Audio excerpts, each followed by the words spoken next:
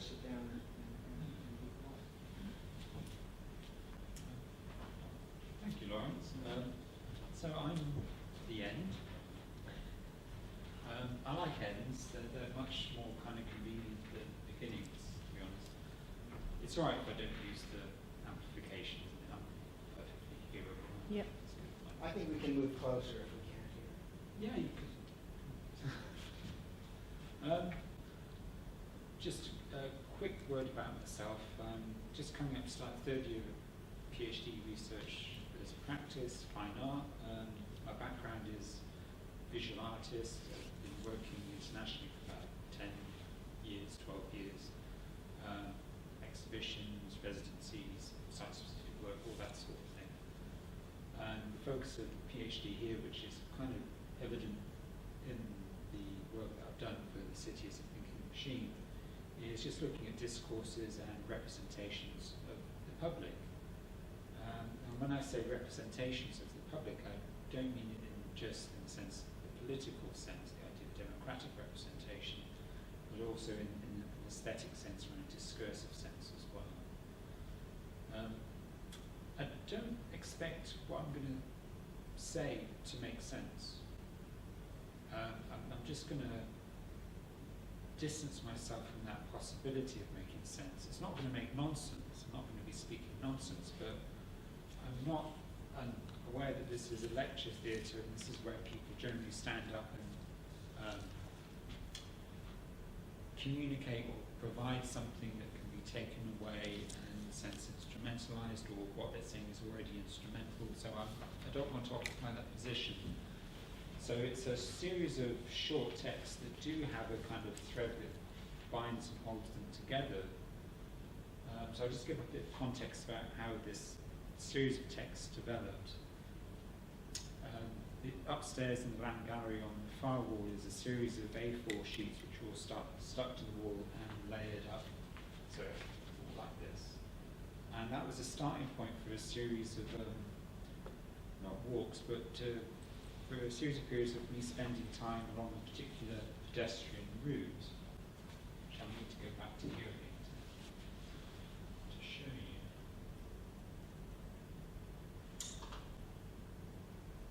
I'll keep pausing in other words. Oh,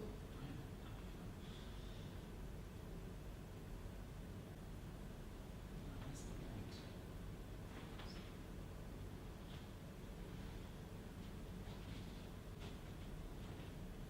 That's, as you're walking down the road here, you've got metal stairs going down towards Tesco's. That's there. And that's where the Seabraze yard is. And then that's the new bridge over the rail line.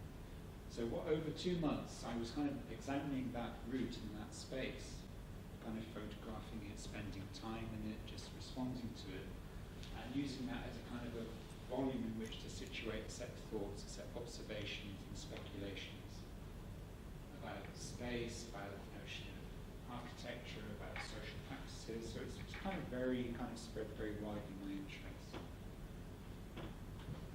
And then the other one, this one, is a kind of a diagram of this text. It's kind of fairly abstract, I'm sure you agree. And it kind of begins here. All that's basically my PhD up there, and then my PhD starts again back down here. And that's lots of stuff that sits alongside what I'm thinking about within the text. As I did say earlier, I'm not going to make that much sense. We are kind of about here at the moment, at the end point there. That's this lot of text. And then it comes back into the main thread of the PhD development line. I just did this diagram yesterday, so I kind of thought it was kind of fun to do alongside this one. It's kind of a nice play of two different ways of mapping.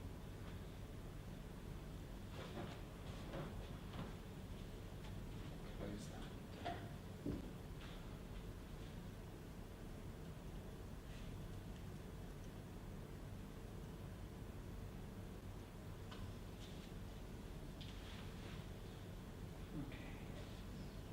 Acknowledging an antecedent in the prepared piano of John Cage, in which the sound of the piano is altered by objects placed in its mechanism, Score for a prepared voice, which is this text and a series of other texts, is a mode of writing that seeks to delineate discourses, histories, and spatial practices that determine and mediate how representations of the public and public space are expressed and articulated.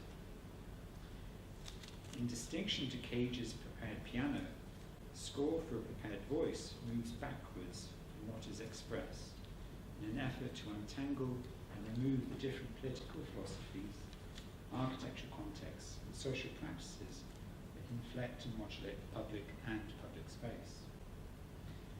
In this sense, the score is a process of disassembly and retrieval. Instead of placing objects into an instrument, as in Cage's practice, this prepared voice desires to remove those objects, not to find a pure or original sound of the public, but to present what is played in the discourses and in the representations of the public. So score for a prepared voice is a proposition projected towards a not yet, a future moment of performance. It is the introduction of a means, of a point of departure for possible future arrangements. So in that sense, this text, these short films, everything else, is part of an ongoing rehearsal for a future text that may not be written. So to date, Score for Prepared Voice has had 5 iterations, each of which has entered into and departed from different types of situations and forms of publicness. Recurring throughout each have been a body of questions directed at the institutional practices of playing, production and dissemination knowledge, with which this lecture theatre is one. And then how these practices in locales such as a gallery exhibition, an international architecture conference and a symposium presuppose and reproduce particular forms of the public space.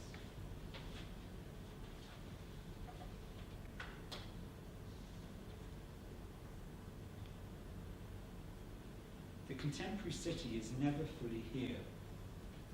Caught up in speculative scenarios of its possible futures, probable pasts, and unfulfilled present moments, a city is always a secondary literature on the ideal. The concrete dust and tarmac, the material fabric of the built environment in which we pass our everyday lives, is a wayward and discursive shadow, an incoherent and faulty model of the plans that precede it. And like a plan, or indeed a body of writing, the built environment is subject to change, annotations, or indeed corrections. But this remodeling or rewriting is not systematic. Although often undertaken under the guise of an urban master plan, it is rarely deliberate or organized. Rather, it is an intermittent and discontinuous process in which, to use the terminology of writing, short phrases, words, or punctuation are edited, deleted, or inserted. It is this continual process of adding, subtracting, and altering that renders the material fabric of the built environment a permanently unsettled and faulty text, orphan words, fragmentary syllables, stray commas, and errant full stops. To experience the city, then, is to be caught up in this indefinite shifting mode of textuality. But we are not simply bystanders or onlookers.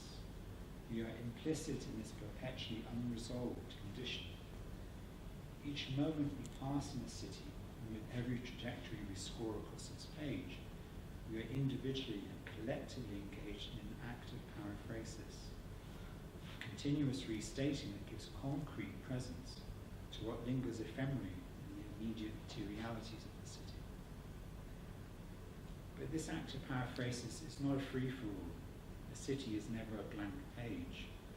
A city is instead always and already haunted by a pattern of discourse and practice that determines both its appearance and how we appear and act in it as the public. Or to put it another way, in this experience of the city is an act of paraphrasis. Particular practices of architecture act as a spectral grammar that paradigmatically define the clauses and phrases of our appearance as the public. Now, to initially define the kind of constitutive grammar for this text of the city, I'm going to kind of dig out from the fabric of the built environment 4 architectural examples: the ancient Greek theatre, the medieval gibbet, the anatomical theatre of the 17th century, and the operant conditioning chamber or Skinner box of the 1930s. The operant conditioning chamber, devised by B.F. Skinner in the 1930s, is a piece of laboratory equipment or apparatus. Its purpose is to act as a controlled environment in which a subject animal, for example a rat or a primate, is taught to perform specific actions. The crucial characteristic of this design space is reward and punishment. Depending upon how an animal responds to particular light or audio stimulus, food or other forms of reward are delivered. In tandem to this, the box can also, if an animal does not respond or responds incorrectly, inflict punishment. From this brief description, it's clear that the Skinner box is a brutally simple environment that remorselessly follows pre-designed trajectories, which from the perspective of its captive lead to either food or pain. This bare life is instituted by principles of repetition and reinforcement. It is a perfect analogy to contemporary public space.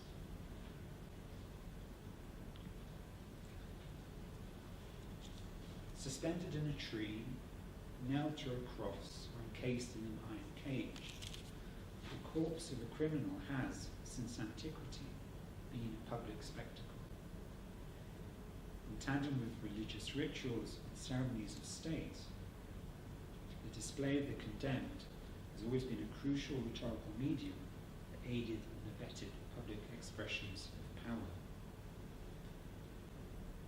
The form of rhetoric inscribed in the hung, nailed, and encased body is derived from ancient Greek meaning face or person, which indicates to make and to do. This rhetoric is a mode of communication in which a speaker or author addresses an audience by speaking as or through another person or object. In the example of gibbeting, the body of the criminal becomes an authorial voice of the state. As an oratorical instrument, the displayed corpse is a visceral example of one of the constitutive functions of public space that still endures today, that of being a form of rhetorical persuasion.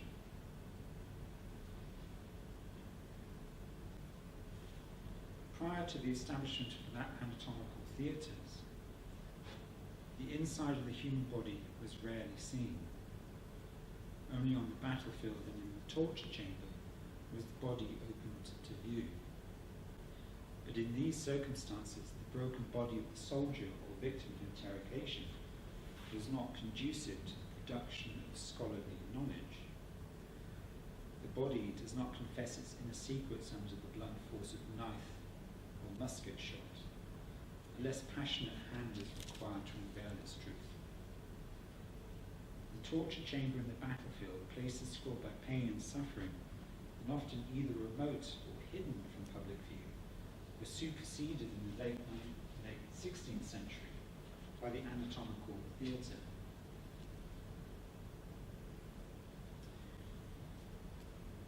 In the anatomical theatre, the body becomes an aperture that admits to sight a hushed landscape of blood and bone. With skin parted and lifted as if it were a curtain being raised on a performance, the corpse becomes a cold spectacle. Although removed from the violence of the battlefield and the torture chamber, the body is still subjected to an interrogative inquisition, but it is one that is moved from the particular to the universal. The confession that the anatomical theatre seeks to extract from sinews and tissues does not relate to the particularities of the individualized body. The scalpel and steady hand of the anatomist desires one body to publicly confess for all of us. In the anatomical theatre, the scalpel cuts into being a universal we, a new mode of address that speaks to the many as if they were one.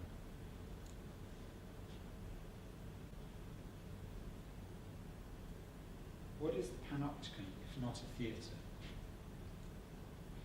Designed as a new mode of obtaining power of mind over mind, Jeremy Bentham's vision of a panopticon in 1791 set architecture in motion as a machine of observation. Capable of being used for hospitals, schools and asylums, Bentham's plan became the omnipresent blueprint for institutional buildings from the 19th century onwards. Identified in the work of the French thinker Michel Foucault as a paradigm of a disciplinary society, the panopticon haunts contemporary debates about corporate state surveillance in different physical and digital iterations of public space. But a precedent for Bentham's mill for granting rogues honours can be found in the theatre of classical Greece.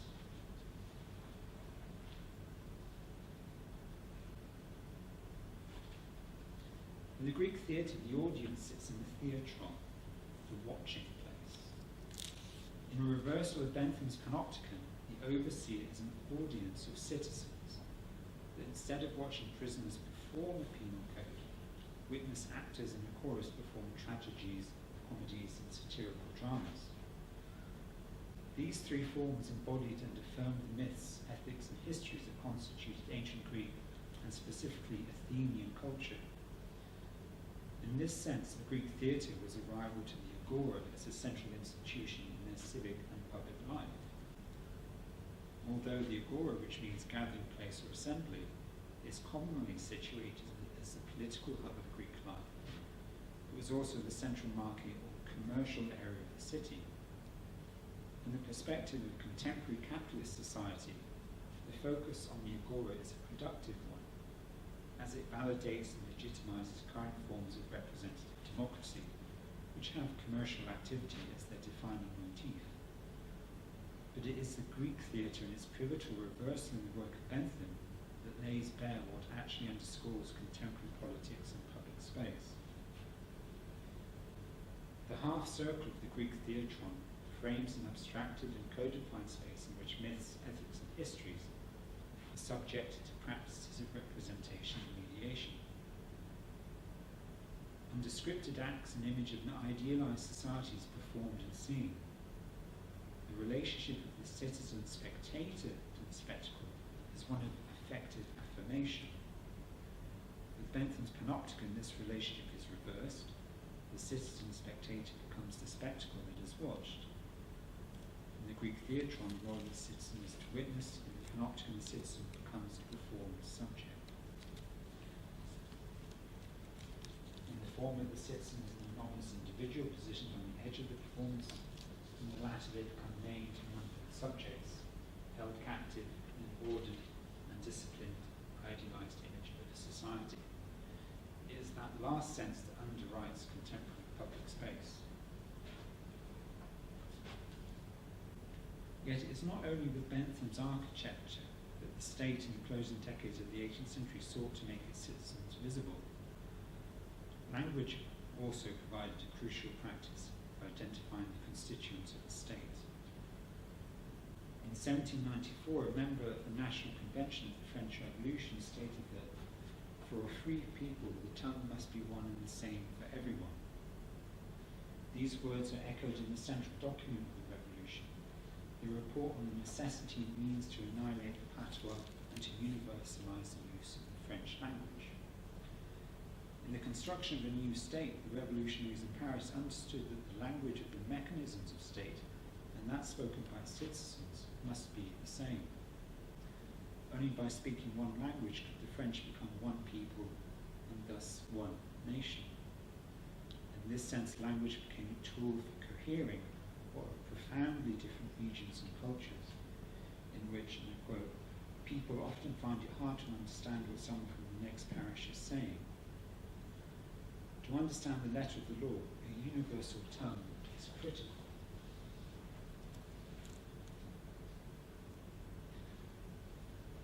A correlate to this universality can be found in the opening word of the Constitution of the United States of America, we.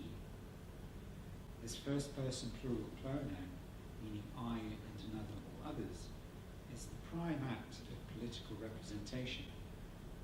Through subsuming the individual under a collective, we is a declaration of the produces and validates both a document and a future political arrangement.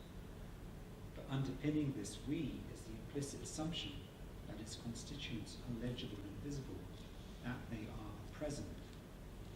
It is through this first-person plural pronoun that a disciplinary panopticism is enacted upon and practiced through words and not just architecture.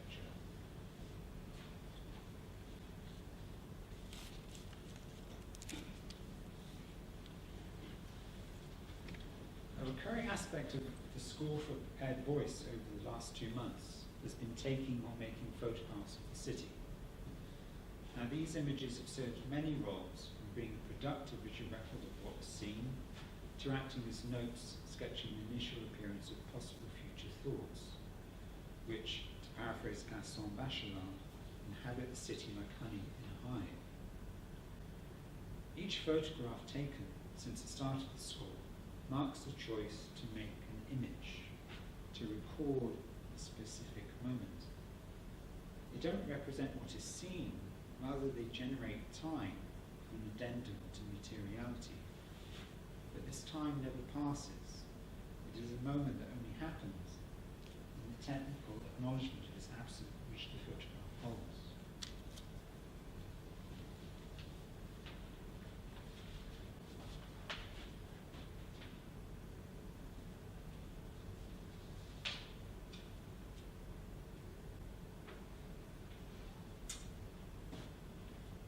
Phantomology of the city. The term phantomology features in a diagram or thinking machine made by Patrick Geddes in the early 20th century. And the diagram is on display in the exhibition upstairs. Phantomology was also used by science fiction writer Stanislaw Lem in his 1964 non-fiction work, Summa Technologiae. I think that's how you say it. My Latin is very poor. But the Latin phrase means the sum of technology. Stanislaw Lem used the term phantomology to define what is now called virtual reality. Phantomology is used in this school as a productive means to rethink the materiality and temporality of the built environment. The initial thought lies in the observation that the built environment has a virtual prehistory as a plan and diagram that is outside of the temporality of the material city.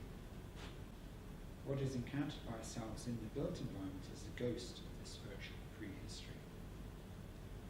In Geddes' diagram, phantomology is written below the word ghost, which is to the right of the word corpse.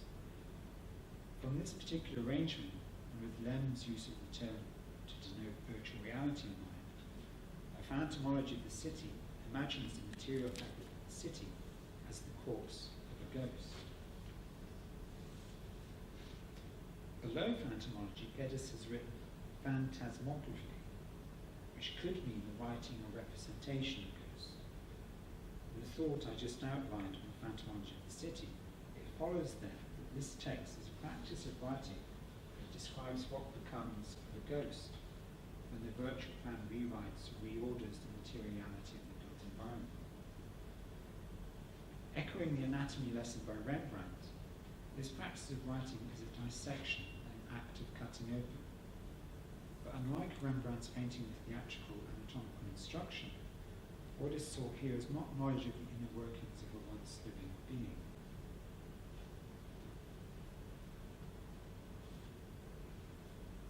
In symbols and ideograms, the city captures our perishable presence.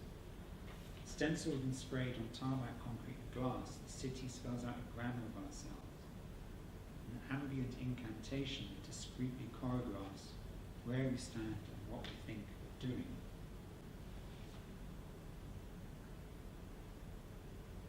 In the spaces that litter the built environment, innumerable biographies of ourselves are written. While speaking of what we have done, they are also the formulae of our incidental and ephemeral futures. Foretelling the universal tomorrow, the city becomes clairvoyant.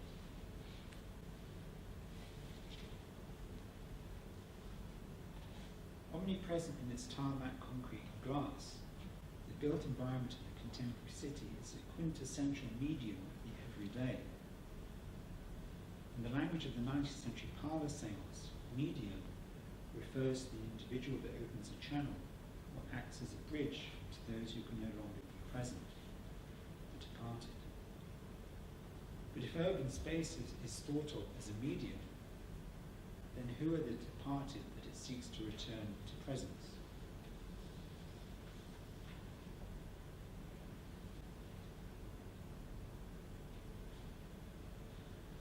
Memory, that secreted knowledge each of us must bear in order to find our bearings in the world, is also a defining character of architecture.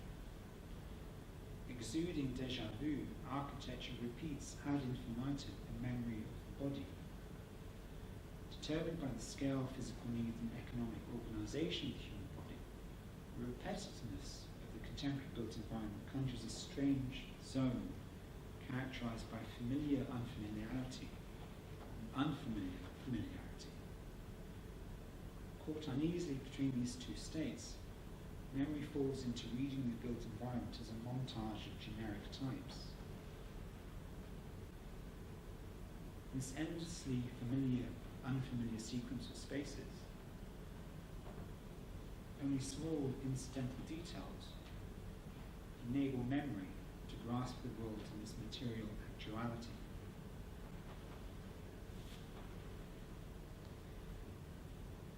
Any trajectory through a built environment will cross the material realizations of multiple designs and plans. Each segment of tarmac, glass and concrete arrives in the city from a different committee room, planning office and drawing board. Separated in time and space, each of these moments draws upon a discursive hinterland of thought, practice and knowledge. Stretching into opaque depths behind the materiality of the built environment, this hinterland is not an ideal double of what eventually reaches into the city's buildings, streets and public spaces.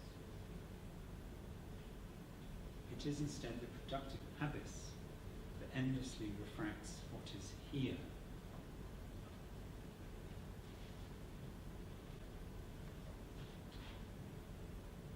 Images are rarely forced to look upon themselves, to give witness to their own contingent and ephemeral lives.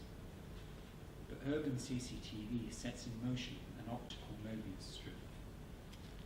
Trapped in automatic narcissism and cocooned of lens, the built environment is complicit in reproducing, accessing, and circulating itself as an endlessly proliferating image.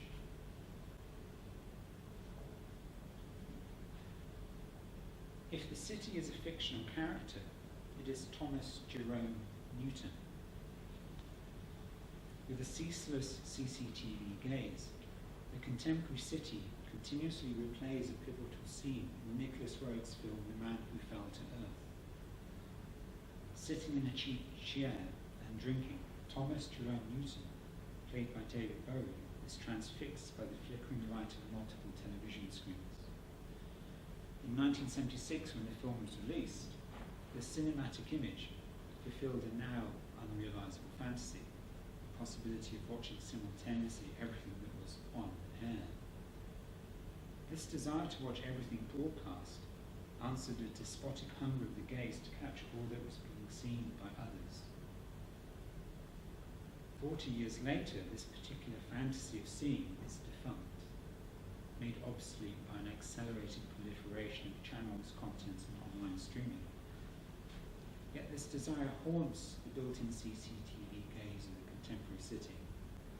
Submerged in details of its material reality, the city has become an idle bystander to its own image.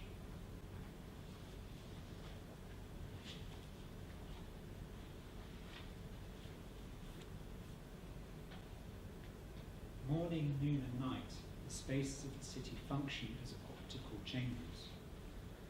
Following pre-programmed schedules, footage of car parks, streets, and public spaces is fed and filtered to screens and secure rooms. Composed of oblique angles and slow pans, the city is continually assembled into an ever-incomplete montage.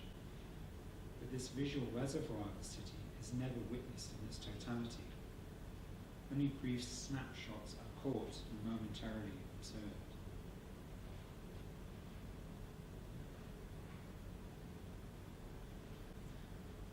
Derived from the Latin verb orare, to speak, oracle refers to both the person through whom gods speak and the setting in which they make their utterances.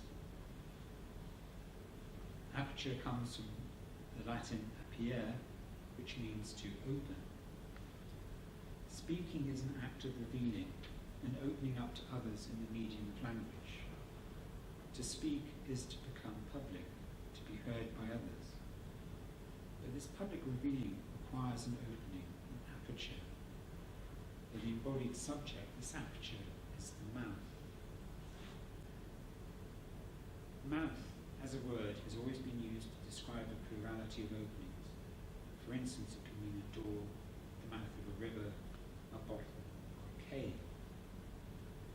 In this use, mouth refers to the opening of anything with capacity, or something that has a volume. To think of a mouth as an aperture through which an image of an object comes is to consider the mouth as a channel, as a medium or apparatus.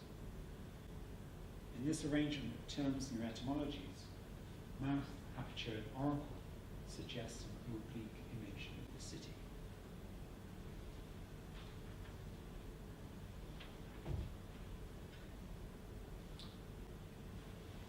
There we go. Thank you.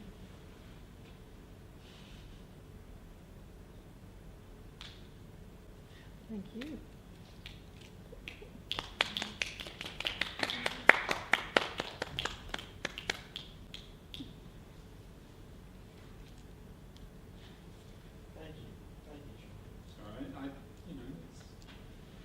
It's a series of results about hiding that behind this. Do you want to have a discussion that might begin with questions? Yeah, sure. Do people have questions? Interest. Could I begin? Go on. Okay, I'd like to ask two questions. The first is really dumb. That is, I wonder how long the presentation was. Did you check? It's, well, we can figure that out. Maybe 35 minutes. Yes, about that. About what? 35 minutes. Right, okay, that just satisfies my obsessive, compulsive need to know everything. I wanted you to, well, first of all, I'm also quite taken by the phantomography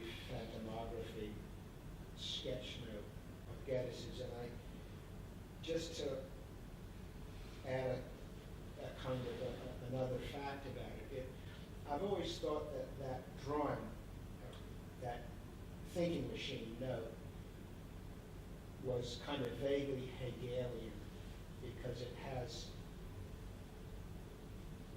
kind of body and corpse and phantom on one side, and then mind and this, I forget actually exactly what on the other side, but they seem to be in dialogue.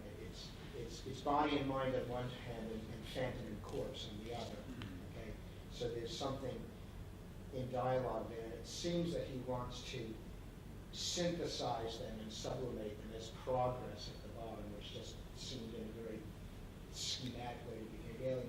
But what really got me about it is that the ghost is the figure that Hegel uses to explain meaning. The meaning inhabits a word the way a ghost inhabits a haunted house or inhabits architecture. Okay, so, and then he gives examples like a pyramid where the sort of this pristine form, triangular form, etched in stone, as it were, has then inside it all those hidden chambers, so that he sees that as kind of this thing about this hidden inhabiting meaning. But anyway, I wondered if you, my question, or it's just really for thought and discussion, if you could say a little bit more about how you might put together phantomography, ghost writing, and this kind of CCTV matrix where the city is being recorded, or, you know, maybe if CCTV has become a kind of infrastructure of the city, then how the city records itself.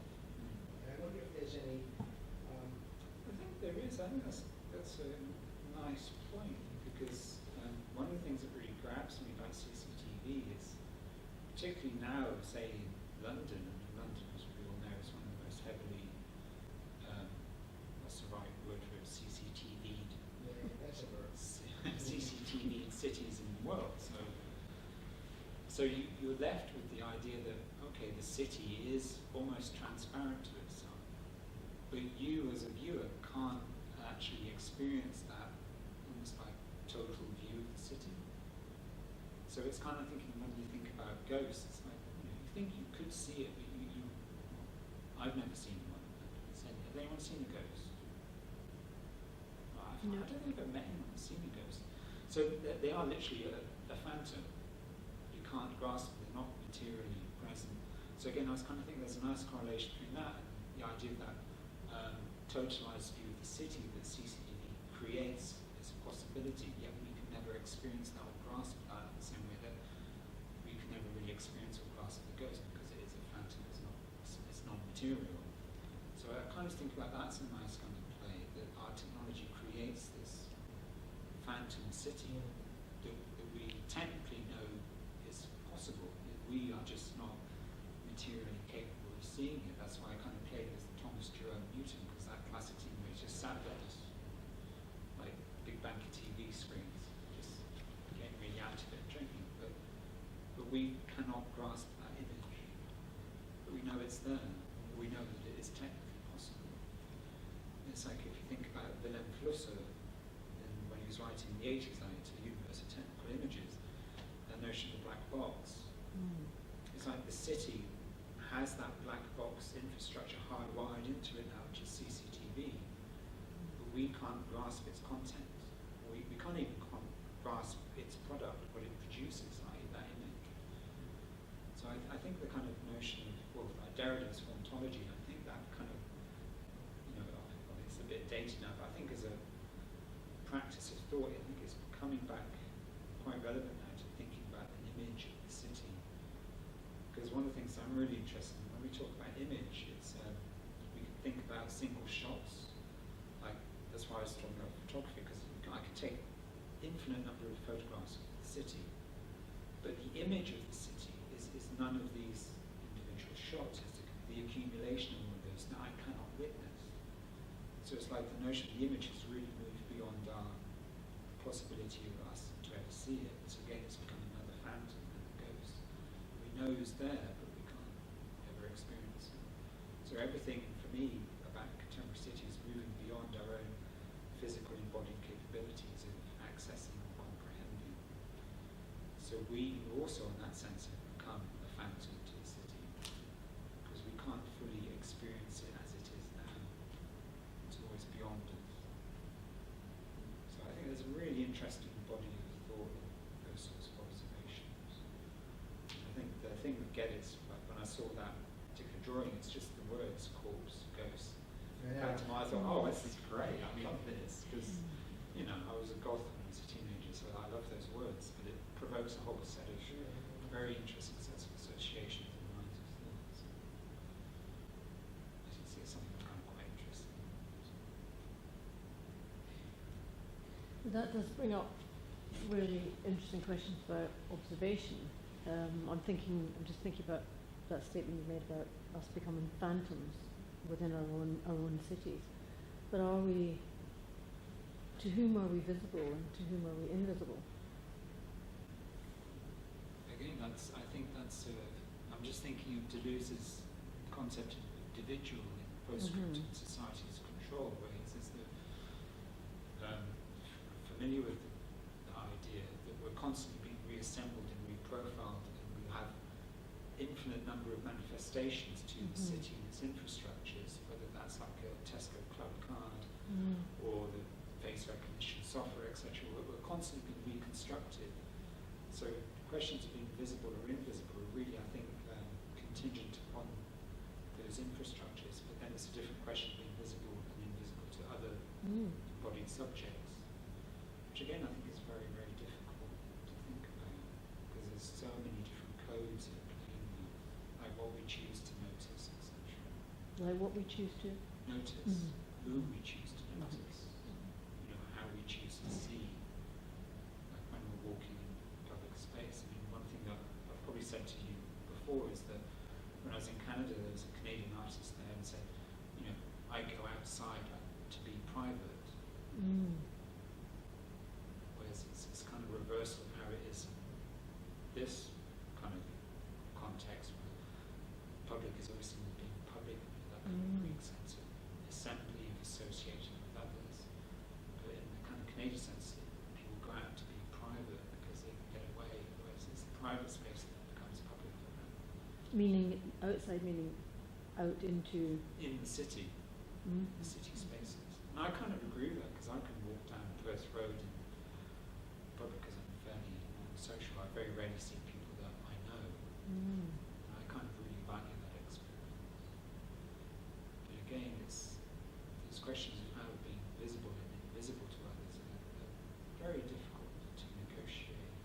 And I think maybe if you look at them within the context of the state, particularly given the current refugee crisis, of a million people coming to claiming asylum, what's their status of visibility within the practices of the state? They have all these different degrees of being present. different states of registering.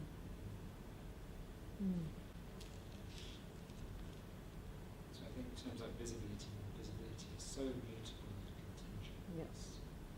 It's a very difficult discussion.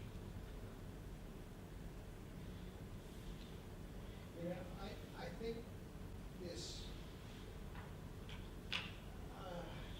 this idea that there's so many images that we can't kind of like get our head around it. That there's so much CCTV or so many TV screens that you can sit in front of, and that it never, it's simply too much for us to encompass, and so we only ever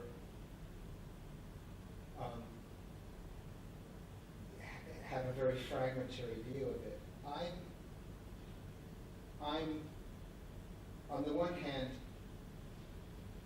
I say yes, that's true, but I'm suspicious of the opposite. I'm suspicious of the idea that you ever might have a kind of complete picture. If I could only just step back far enough from this city, I might actually grasp it and my place in it. Okay? I'm suspicious of that, and for a couple of reasons. Because first of all, it seems like just a totally narcissistic fantasy that I would ever have the whole view. I've spent many years in analysis trying to kind of get rid of narcissistic fantasies like that. So actually, it's a fantasy because actually nobody ever has the complete picture. We think we do every time we step in front of the mirror in the morning and say, oh right, that's me, I look sort of okay today or something, or oh God, I look like a wreck today or something, whatever. But actually the degree to which that's a complete view of yourself is completely spurious. It isn't. Every person you meet will have a different view of you. And there's never enough, you'll never meet enough people to get the whole picture of you. And it's the same with, the overabundance of media that floods our cities, and it's probably been the same even before there was media in cities. The idea that you could draw, say, the plan of a city and get the whole city. So I wonder if, it's not a question, but I think the idea that there was a complete view, it's like that painting, I forget who it was, 1450s, the sort of city of good, the city of bad, that, I suspect those, to use a kind of Derrida kind of figure of speech, I think those images have always already been lost. We've never actually had them. And, maybe there's another phantomography too, which is about those. Actually, it's the degree to which there are these kind of images that we've never had, which remain really instrumental and operative in how we position ourselves in the city, any city. It's always be interesting to think about who still uses rhetoric, the overview, the master plan, or even if you think of the term called big society, as if this policy has enough distance to be able to, okay, society is this shape, so we can start to go sense. It's that kind of view, it's that ideological fiction, isn't it?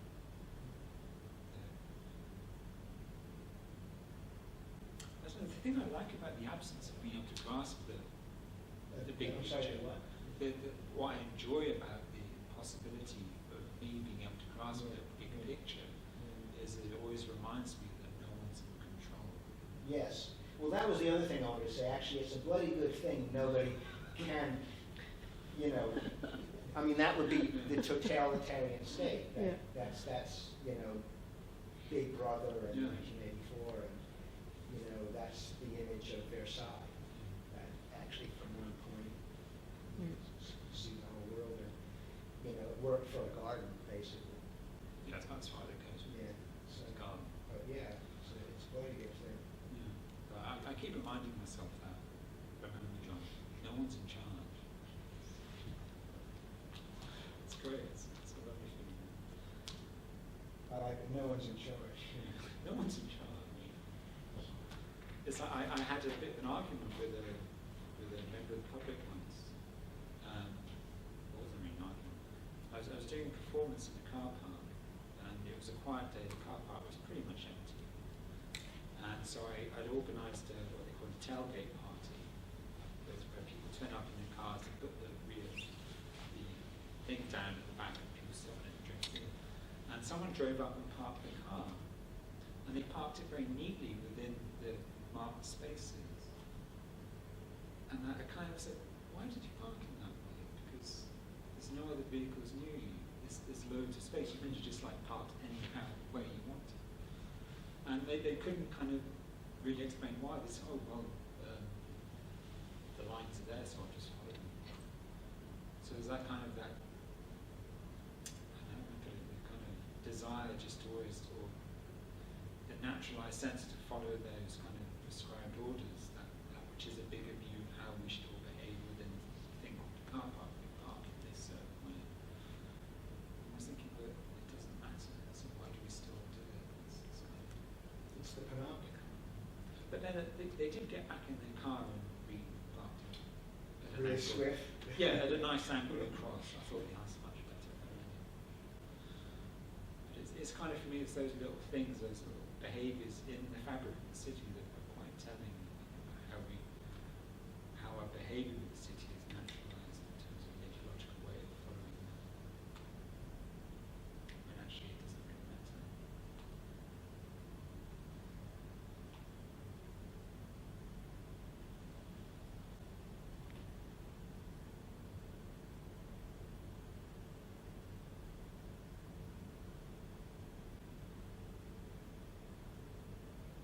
Can I ask another dumb question, but one that's too direct? And I just wonder, how do you think that you're thinking on cities and publics? Do you think that it could be so directly instrumentalized, that put to use, that, like, it might be useful for planning policy makers or something? I mean, do you see, are there any direct lines you could draw to actually how cities are managed, planned, whatever? I mean, I'm an architect, so that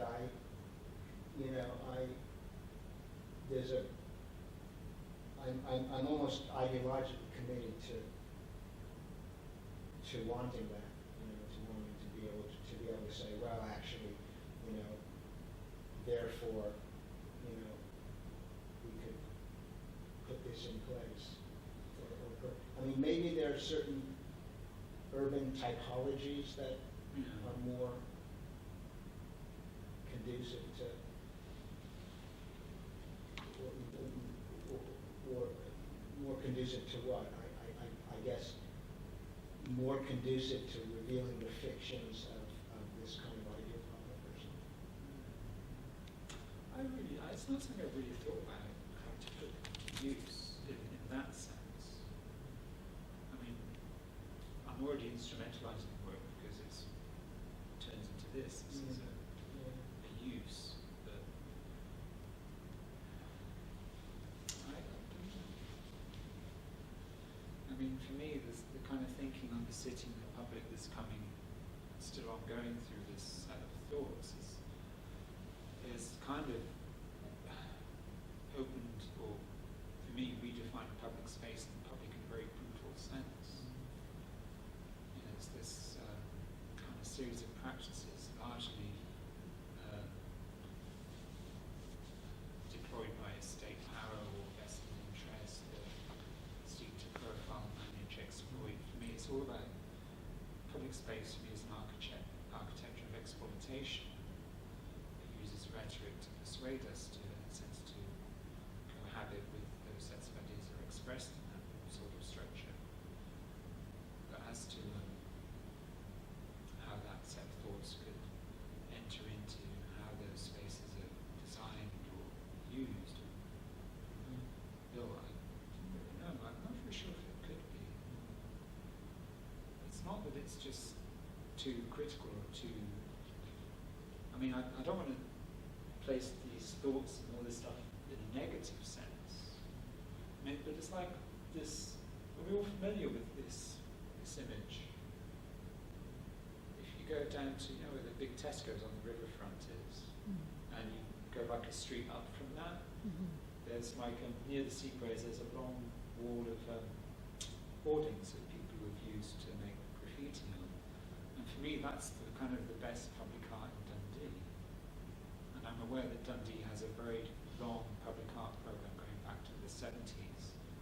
Because if you go around Dundee, there's lots of all these public art sculptures, these permanent pieces.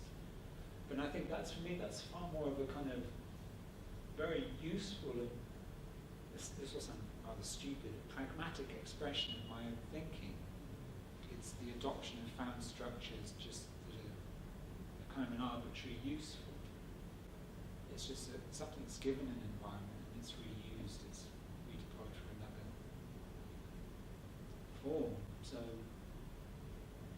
in a sense, my kind of thinking that similar or practices that are similar to my own thought are already out there and already being making a change and effect in the kind of environment.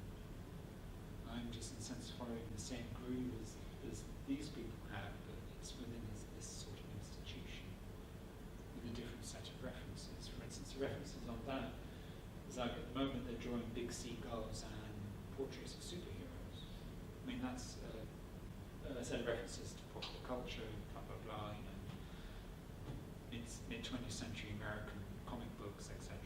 Whereas my references are mid-century French men, mostly, unfortunately, sitting in Paris, drinking, smoking, and writing books. They're called philosophy.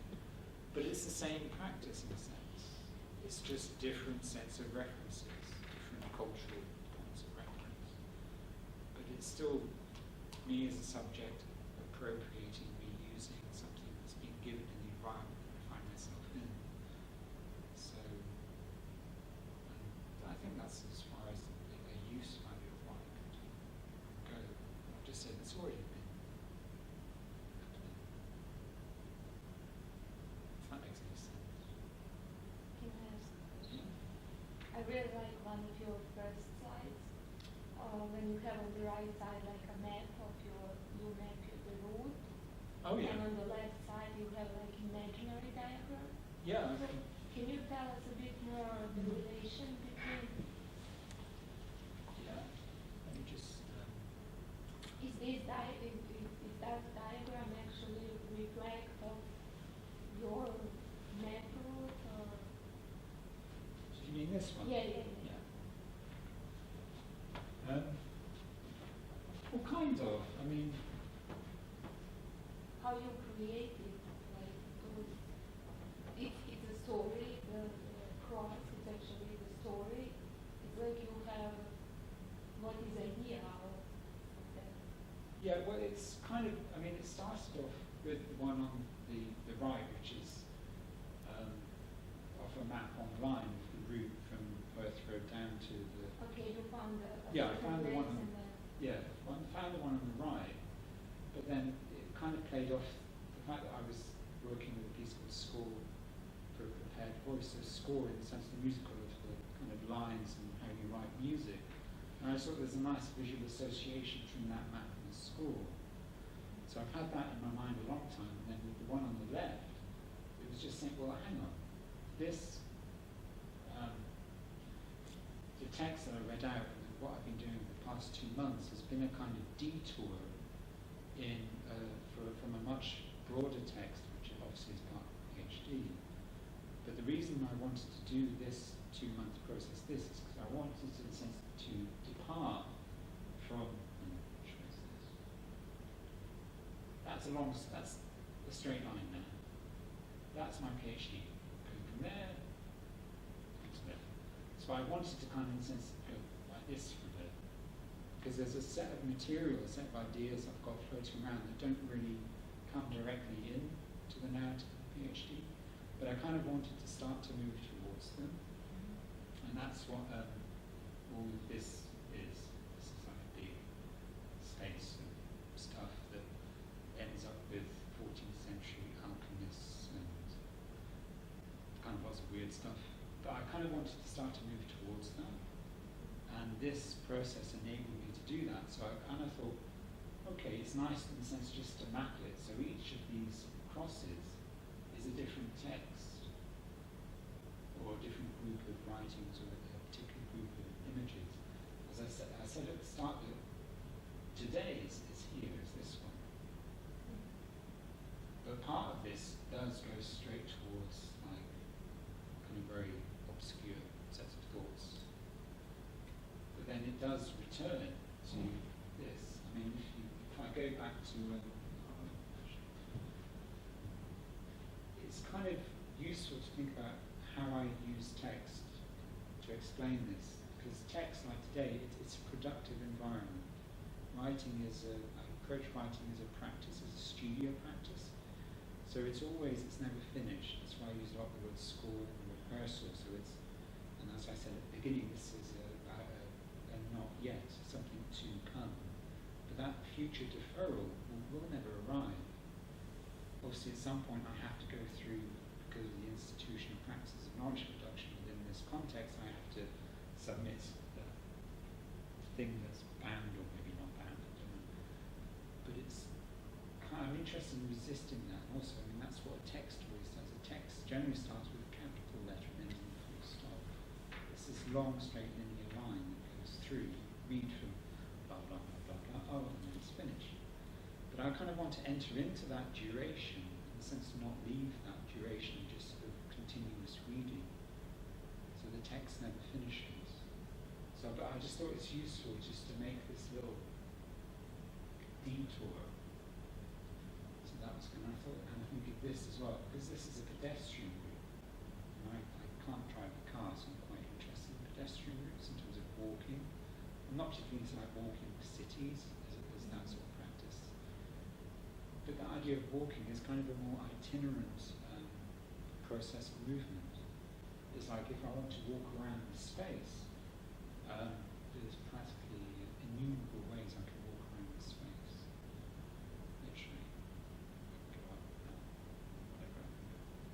So it's like, in a sense, that's a kind of correlate to writing. There's an infinite number of ways to write something. The same text, you can spend your whole life writing the same sentence. You know, you can rewrite it, rewrite it, rewrite it. And how do you know which is actually it, the right one? There isn't a right one. It's just this enormous universe of variations of an idea, and they're all relevant. It just depends on the instrumental use from the sentence to apply for. But I'm just interested in occupying that space where nothing is ever resolved and has constant generative potential. So this kind of diagram is just a way of acknowledging that kind of detour into that possibility. And also it just plays off the notion of the route pedestrian directionality to me. And actually at the end, where the bridge is, I was most interested in the bridge. I don't really know why. I think I've always had a thing for bridges. Elevation. I don't know why. It's not to do with trains or anything, it's just that transition. Suspension. Yeah, it does move slightly, it's quite nice. It's like the, what's the bridge from Tate to St. Paul's called? Mm-hmm. The Millennium Bridge, is it called? The Millennium Bridge. Millennium, yeah. It's called, Mm-hmm. but when that used to bounce, Mm-hmm. and then they had to Mm-hmm. fix it, Mm-hmm. I thought, why did you fix it? Mm. The bounces. Mm-hmm. I mean, Were you ever on it? In the bounce, Yeah, that's right. bouncy beginnings. It was lovely. Because I thought, what else can you walk on a surface in a city that moves? Be held. Mm. You know, it's a remarkable experience. Mm. And that's what I like about the one here. There's a little bit of flex in it. It's kind of quite fun. You know, it's got that, it adds a degree of uncertainty to your movements. It'd be nice if rooms had like springs. Maybe that would be my contribution to the design. Everything's on springs. Yeah. Everything's bouncy. Perhaps.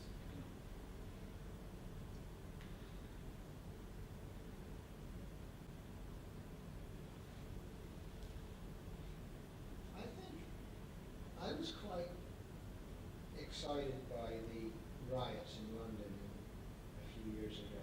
Right. And they were sort of universally condemned. But I thought that it was a spontaneous eruption of people speaking. And, you know, I don't really know why it was any worse than any other form of kind of public speaking. And, you know, it's just, the reason why I say that, I mean, it was universally condemned, and, obviously, I wouldn't, there were people injured and killed and whatnot, which is all bad. I'm not, in any way saying that's a good thing, but it seemed to me that those riots were interesting when understood as a kind of public presentation of a position, views. And also interesting because they were so universally condemned, it was a bad thing that makes you immediately think, well, hang on, you must have been onto something here. And the reason why I'm mentioning it is because it comes back to this idea of the public and how the public expresses itself and the ways that the public is continually boxed in and framed into, so it has a palatable form. Okay? And know, that palatable form has all kinds of versions. Sometimes it's called public consultation, you know, sometimes it's called voting, sometimes, you know, it's called a carefully choreographed demonstration with police on each side and people walking around. And the only thing that I think, to me, the thing that got everybody's, you know, that got everybody so upset about it was precisely because it didn't conform to any of those things. It wasn't neatly framed. It wasn't neatly boxed into a, you know, into a shape and a form that anybody could understand. But it was just as much the people making their voice heard. It just didn't come in this, again, it comes back to this thing about, you know, the whole picture, this kind of tidy picture. I think the idea of a public as a neat body with a single voice that interacts in, you know, neat ways with the political system and inhabits a city in a neat way, that's just as much a narcissistic fantasy as the whole picture thing. It's just entirely, it's a chimera. And actually, the reality, I think, is much closer to a good riot.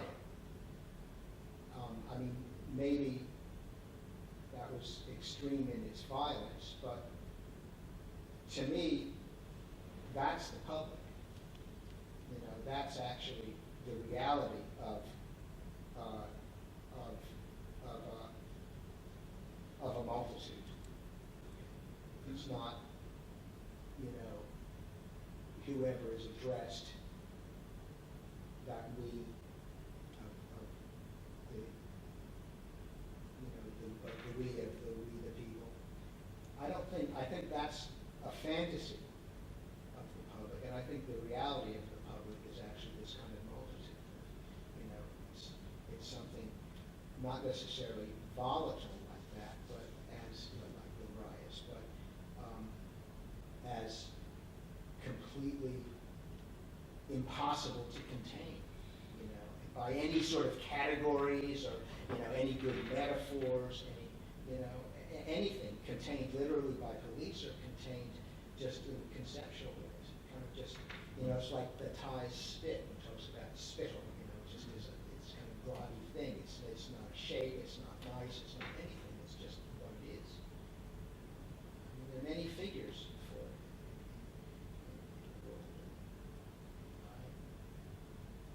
Yeah, well, I don't know.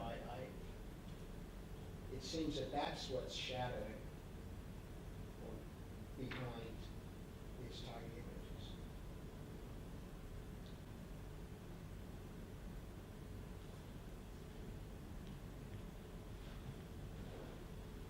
I don't know, You didn't buy that. I'm a bit sceptical, Right. because there's a lot of assumptions going on now. I think the riots in London they occurred for some very particular reasons, and they were a lot to do with class and race and having access to employment and loads of stuff that really did.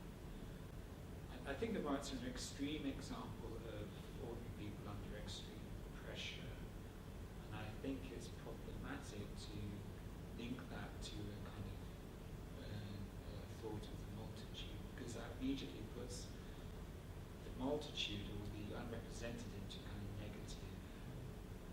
I mean, one of the kind of really interesting things that the etymology of the word villain, it comes from peasant, because it comes from the Roman word for villa, which means country resident, and the villain was the person that worked in the villa. So the villains are the people that live outside the city, the people who aren't citizens. So they're the people that would be the ones aggrieved under pressure, who don't have access to any form of representation, etc. But I think that's the key thing about the concept of the multitude, is that that is the mass that resists, not resists, but it doesn't enter representation. to generate, as you said, kind of neat, tidy ideas of a people or the people or a public. But I think the association to make between multitude and ideas of pride is too easy to make. For me, that kind of replays a kind of long historical trajectory language about young representative. But I mean, it's only a negative connotation because if you decide that it's a negative thing, I began by saying I don't think there was something so bad about those riots. I thought it looked like good fun, actually. I wouldn't mind to be in them. I mean, just to be provocative. Maybe I don't really think it was good fun, but you know, I mean, if we take a different example, you know, like Haussmann cuts boulevards through Paris beginning in the 1870s or so. Make it really wide. Yeah, really wide boulevards. And it's obviously a very controlled thing. He was given statutory power to do it. There was due process. But it was actually extremely violent. I mean, they literally went in there with dynamite and bulldozers and you know, blew up huge, you know, corridors of right through the city. And if you look at contemporary photos, I mean, it looks like, you know, Berlin after the war. It's absolutely totally wrecked, you know. So, and then if you look at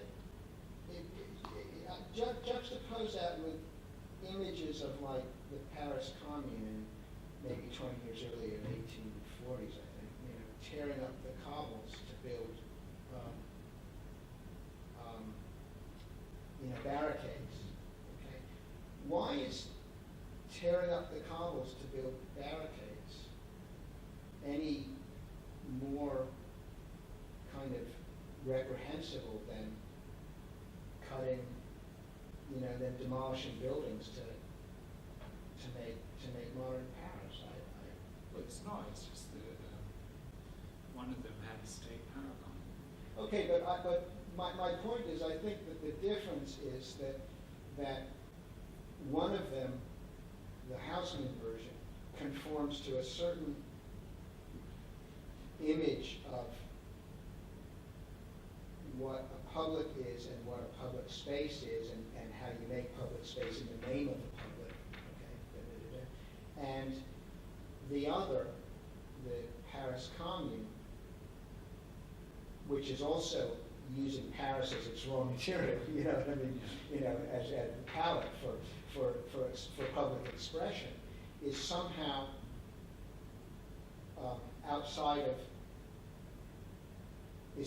operating outside of that matrix of images. Okay, and about public space, etc. And yet, so I don't know why that. Yeah, I didn't do that. I think I know what you're saying, but I think the key difference is that under Napoleon III and Haussmann, they had a plan already. They had the vision, they had the image already. They had something on paper. Where I think the Paris Commune in 1871, it wasn't prescripted. I think that's the kind of constituent difference. And I think the approach to space and construction of the public. I think one's discursive, one is totally scripted.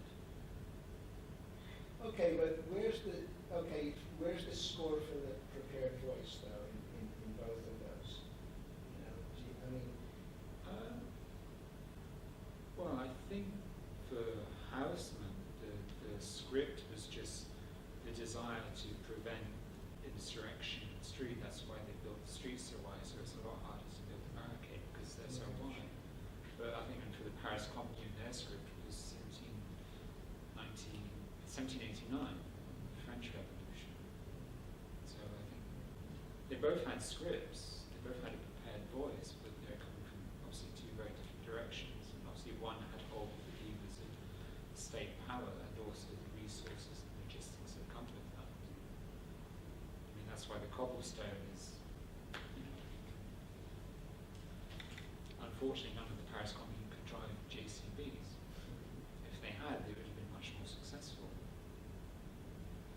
If they'd had the bulldozers in 1871. But if they had had it, it would have been quite remarkable, I think, the longevity of the commune would have been a lot longer. So I think that thing about the script is determined by your access to, in a Marxist sense, the means of production. This is really, it's much more.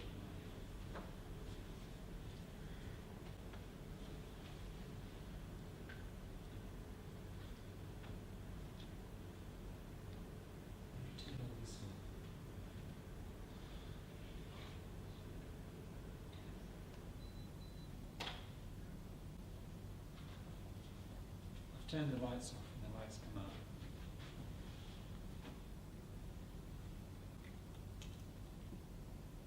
Should we come to a standstill?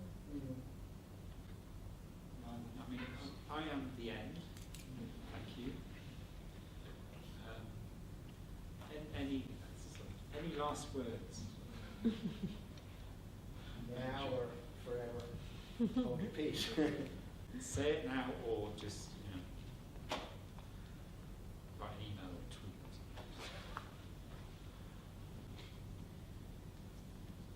Well, thank you very much. Thank you very much. It's been a pleasure, and it's been.